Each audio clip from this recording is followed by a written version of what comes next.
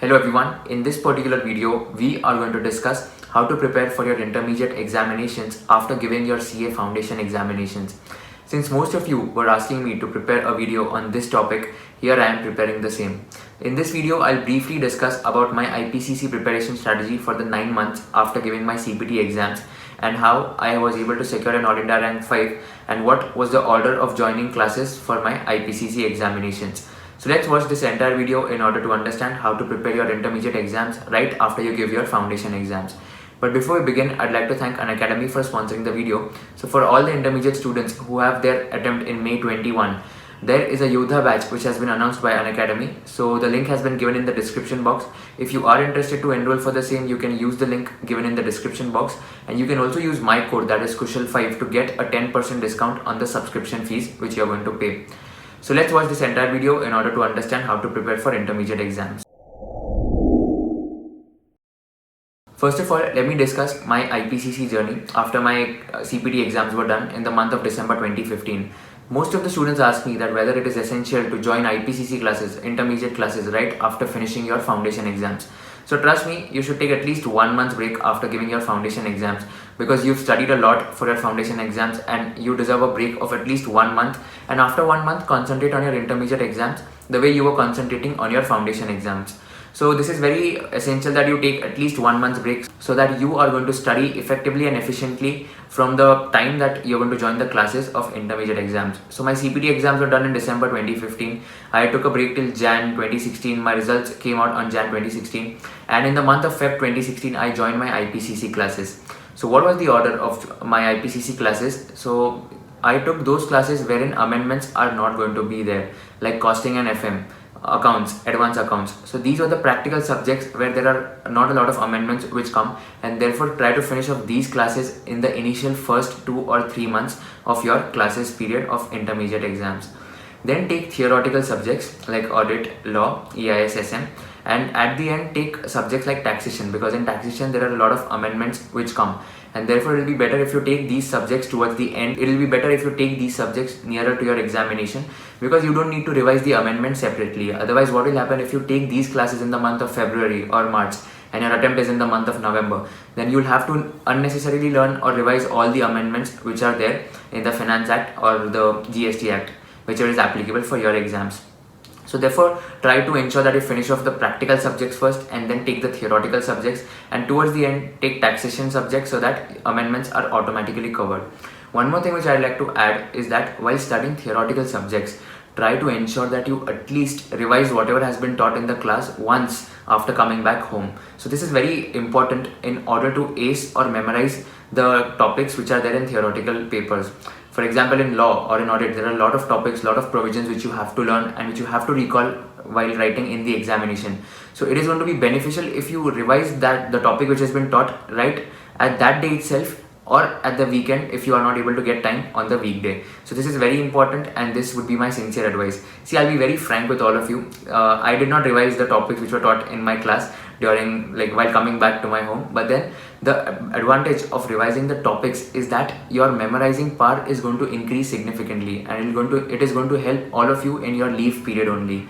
So try to ensure that you make your own notes for theoretical subjects and try to ensure that you revise whatever has been taught in the class after coming back home. So my schedule was that I had classes from 8 o'clock to 4 o'clock. So 8 am to 4 pm I used to go to my classes. After coming back, I used to play some sport like cricket or table tennis, and I just used to study for half an hour or 1 hour, just going through the topics which has been taught, not for all the subjects, for few subjects where I was weak in. So this was my strategy during my IPCC tenure. Now, regarding the leave period, what I'd like to advise is that start your preparation at least 3 months prior to your examination. You have to finish off all your classes at least 3 months prior to your exams, because you'll need at least 3 months for self-study for all the 8 subjects which are there in intermediate exams. So my strategy was that I had only 7 subjects, and my strategy was that I had finished off all my classes till 31st of July. From 1st August, I had prepared my Group 1 preparation. In the month of September, I switched to Group 2. And in the last month of October, I did Group 2 and Group 1 in the reverse order. So 4 to 5 days per subject was the technique which I had used in the last month, which I've already shared in the previous video of intermediate subject-wise strategy. If you want to watch that video, you can click on the I button and you can just have the look at my intermediate subject-wise strategy and the reference books which I had used. So this was overall IPCC strategy which I had adopted, and because of this I was able to clear my IPCC exams with All India rank 5. And I think if you follow this strategy, it will be helpful for all of you to clear your IPCC exams with very good score. So all in all, to summarize, I'd like to say that just join your classes 1 or 1.5 months after your foundation exams are done. Just chill and relax for the period of 1.5 months. You deserve a break, and therefore take this break. There are a lot of classes which are going to tell that we are going to cover the portion very soon, we'll be taking test series, so join the classes as soon as possible. But I am of the opinion that you seriously need to take a break and then join the classes, and join the classes in the order wherein the amendments which are not going to be there in subject, take those subjects first, and then take subjects wherein a lot of amendments are going to be there.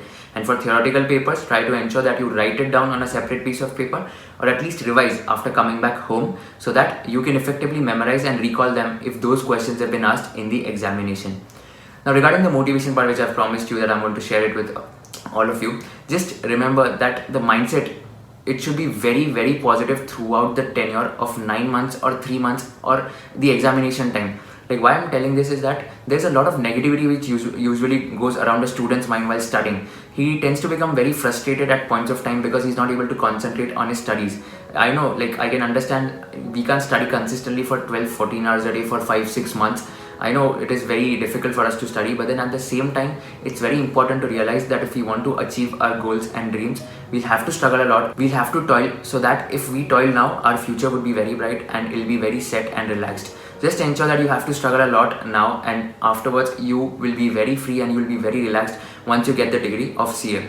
Mindset is a thing that separates best from the rest. So if you really want to be the best and you want to be separated from the rest, you should have a very positive mindset.